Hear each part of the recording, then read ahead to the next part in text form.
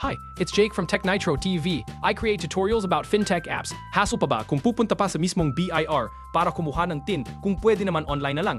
Unemployed, student, o newly hired ba kayo at kailangan ninyong kumuha ng Tax Identification Number o TIN? Sa video na ito, ipapakita ang step-by-step guide kung paano makakuha ng TIN gamit ang ORUS. Kapag may TIN na, pwede na ring mag-apply ng Digital TIN ID. Magkakaroon din ng hiwalay na video kung paano kumuha ng Digital TIN ID para may reference kayo. Sa ilalim ng Republic Act No. 11976 o Ease of Paying Taxes Act, itinutulak ang mas simple at mas digital na tax processes. Kasama rito ang pagbuo ng Ease of Paying Taxes and Digitalization Roadmap ng BIR na nakatuon sa simplified tax returns, streamlining ng processes, pagbawas ng documentary requirements, at pag-digitize ng BIR services. Ang tutorial na ito ay para sa general information at guided walkthrough.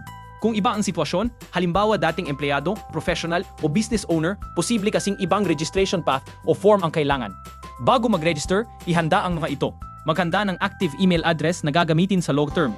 Ito rin ang magiging account username at dito papasok ang verification. Pangalawa, maghanda ng valid na government-issued ID. Ikatlo, maghanda ng selfie photo na hawak ang ID. Ikaapat, maghanda ng malinaw na digital copies ng requirements para sa pag-upload. By the way, kung kailangan nyo ng extra cash at gusto nyo mag-loan, you can watch my loan video links in the description. Back to the tutorial na tayo. Pumunta sa browser at itype ang orus.bir.gov.ph. Tapos, i-click ang new registration. Sunod, i-click ang individual. Pwedeng basahin ang page. Pero dahil tutorial ito, pwede nang scroll pababa. Kapag nasa ibaba na, i-click ang create an account. Dadating sa terms, conditions, and rules para sa pag-access at paggamit ng ORUS. Pwedeng basahin ito, pero humahaba, pwedeng scroll na lang at i-check ang kahon. Tapos, i-click ang agree. Kung may ibang gagawa para sa iyo, i-click ang tax agent. Pero kung ikaw ang gagawa ng account, i-click ang taxpayer. Kung first time palang kukuha ng TIN, piliin ang without existing TIN. Pero kung may TIN na at kailangan lang mag-create ng ORUS account, i-click ang with existing TIN.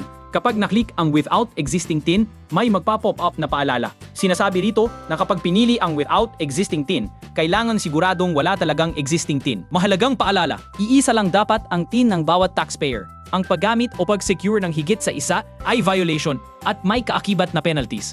Kasama rito ang posibleng fine at imprisonment. Kung may duda na may duplicate record, mas mabuting dumaan sa proper correction process sa BIR o RDO. Kung siguradong wala pang TIN, i-click lang ang agree. Tapos, piliin ang user type depende sa transaksyon.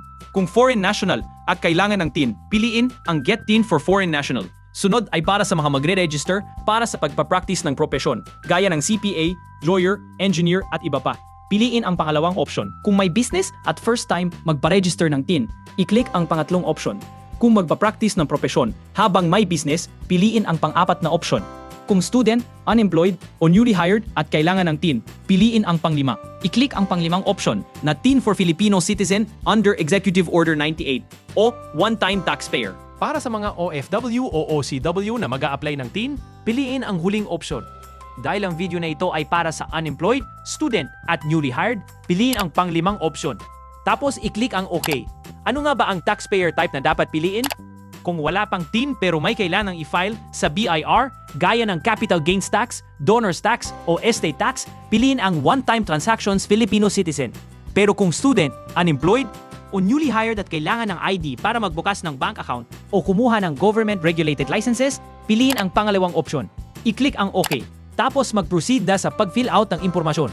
I-fill out ang complete name, date of birth, civil status, gender, at email address. Ayon dito, dapat ang ilalagay ay ang email ng taxpayer. Dahil ito ang magsisilbing permanent at official email ng taxpayer sa BIR. Kung may agent o ibang taong tumutulong, huwag gamitin ang email ng agent. Tapos ilagay na rin ang password. Dapat ang password ay 12 characters long. Kapag okay na, i-click ang kahon ng reCAPTCHA. I-click ang I am not a robot. Tapos i-click ang register. Ayon dito, magpapadala ang ORUS ng email para ma-verify ang email address. I-click lang ang link para ma-validate ang email. Kapag chine-check ang inbox, karaniwang makikita ang verification email mula sa ORUS. I-click ang verify your account para makapag-proceed sa registration. Congratulations, you have successfully created your account. Mag-login para magpatuloy. I-click ang OK. Kapag nasa ORUS account na, mag-login bilang taxpayer. Tapos ilagay ang email at password na na-register kanina. I-click ulit ang kahon na I am not a robot. Tapos i-click ang login. I-click ang new registration. I-click ang individual. Tapos i-scroll pababa. Pwedeng basahin muna ang page, pero pwedeng dumiretso sa pag-fill out ng registration form 1904. Dahil naka-fill na ang ibang impormasyon, ang mga blanco na lang ang i-fill up.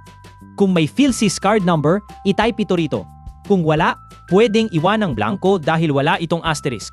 Pagkatapos i-fill up ang impormasyon, i-click lang ang continue.